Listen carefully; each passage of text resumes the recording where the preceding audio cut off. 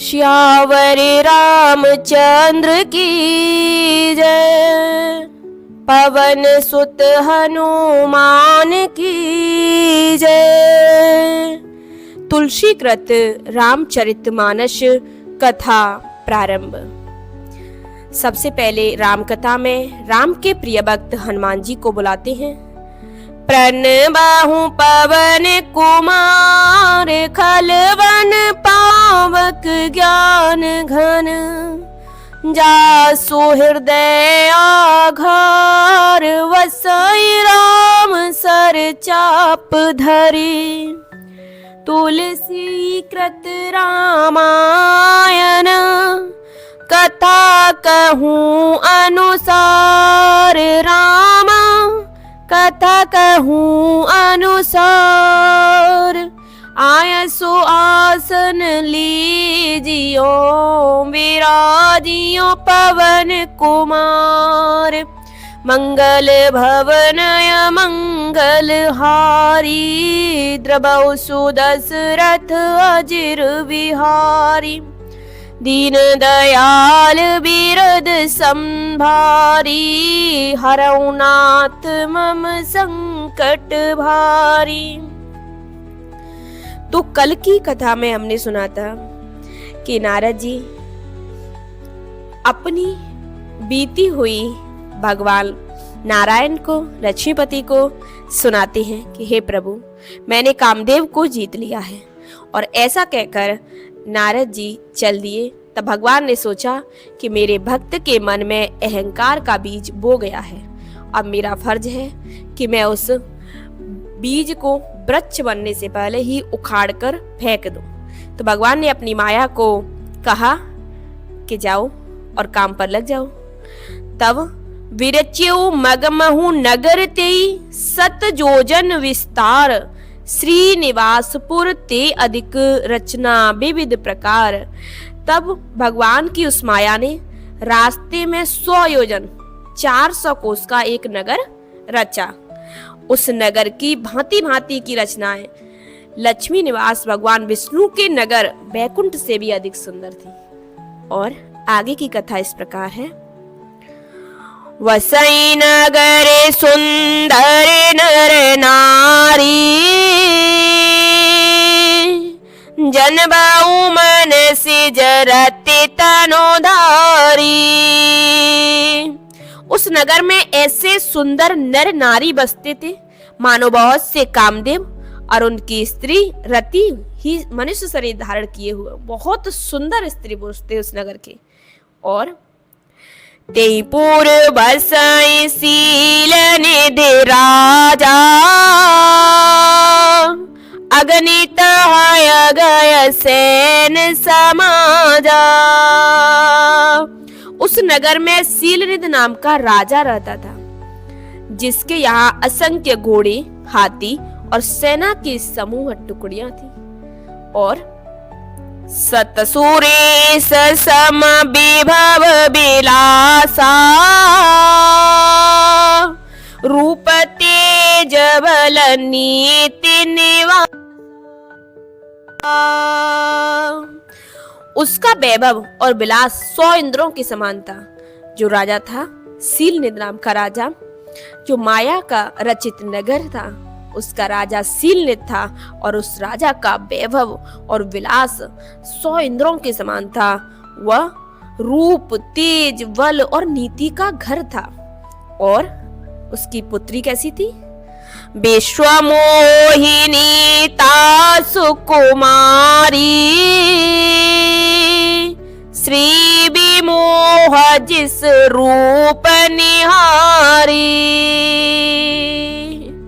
उसके विश्व मोहिनी नाम की एक ऐसी रूपवती कन्या थी कि जिसके रूप को देखकर लक्ष्मी जी भी मोहित हो जाए। और सोई हरि माया सब गुण खानी, शोभाता सुख जाई बखानी। वह सब गुणों की खान भगवान की माया ही थी। उसकी शोभा का वर्णन कैसे किया जा सकता है।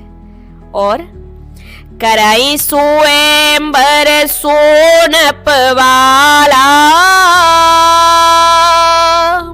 आए तह अगणित महिपाला। वह राजकुमारी स्वयंवर करना चाहती थी, इससे वहां अगणित राजा आए हुए थे। फिर मुनि को तू कहीं नगर ते गयऊ,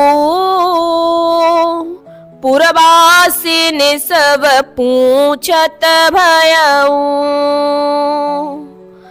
तो ऐसे ही मुनि नारद जी उस नगर में गए और उन्होंने नगरवासियों से उसका हाल पूछा और सुन सब चरित भूप ग्रह आए, कर पूजा नप मुनि बैठाए। तो नारद जी घूमते हुए, क्योंकि उसी रास्ते से नारद जी आ रहे थे जिस रास्ते में प्रभु की माया ने उस माया नगरी को सजा दिया था, तब उस नगर में जाकर नारद जी ने उस नगरवासियों से पूछा कि यहाँ क्या चल रहा है। उन्होंने बताया कि यहाँ राजकुमारी स्वयंवर करना चाहती हैं, इसीलिए यहाँ पर दूर दूर से अनेकों राजा आए हुए हैं। यह सुनकर भगवान नारद जी उस राजा के महल में जा पहुंचे और राजा ने पूजा करके मुनि को आसन पर बिठाया और आने दिखाई नारद ही भूपति राजकुमार,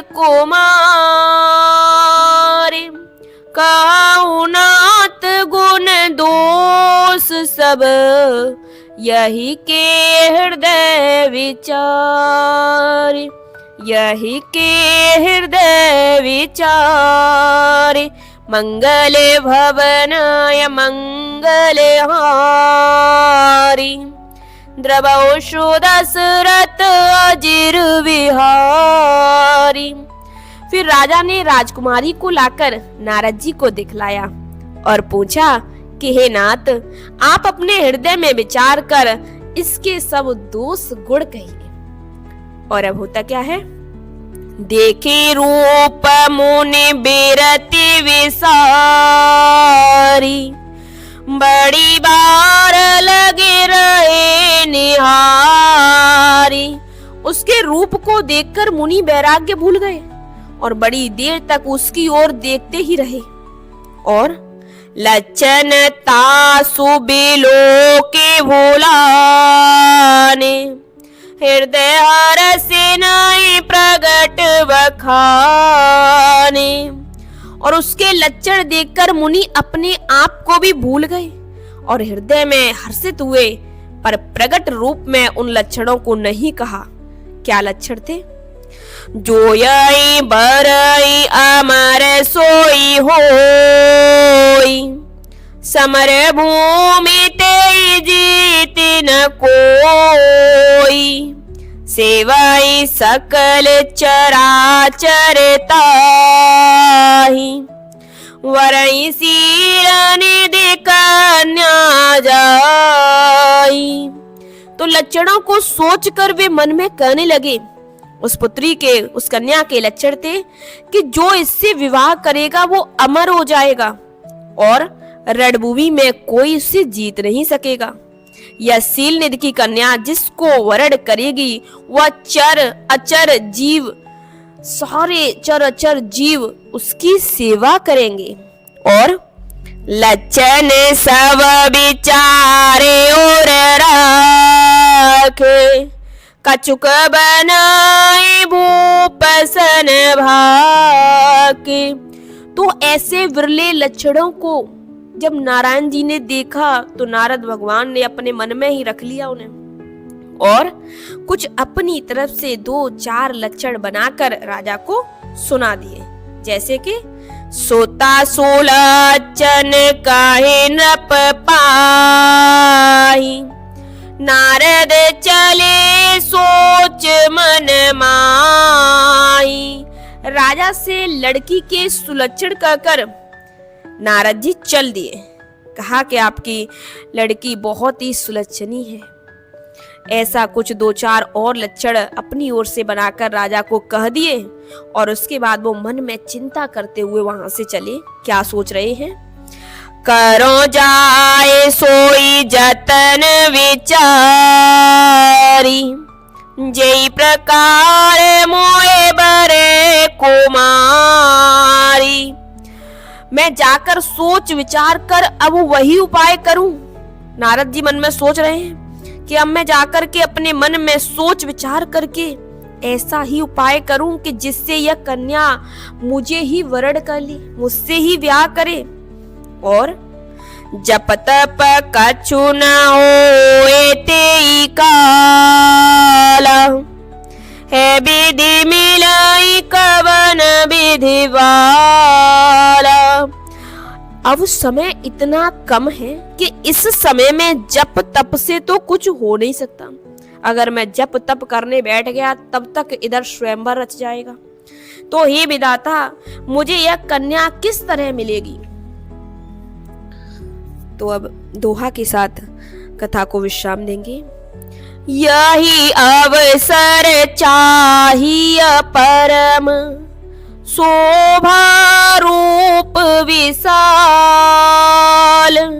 जो विलो के रीझे कुंवरे, तब मेले जयमाल, तब मेले जयमाल। मंगल भवनाय मंगल हारी, द्रवहु दशरथ अजिर विहारी।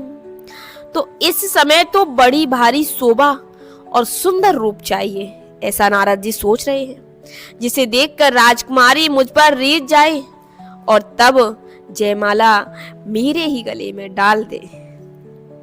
अब कल नारद जी भगवान से सुंदरता मांगेंगे और यहाँ से आगे की कथा का हम कल आनंद लेते हैं। आइए बोलिए। श्यावर रामचंद्र की जय, पवन सुत हनुमान की जय। जय श्री राम।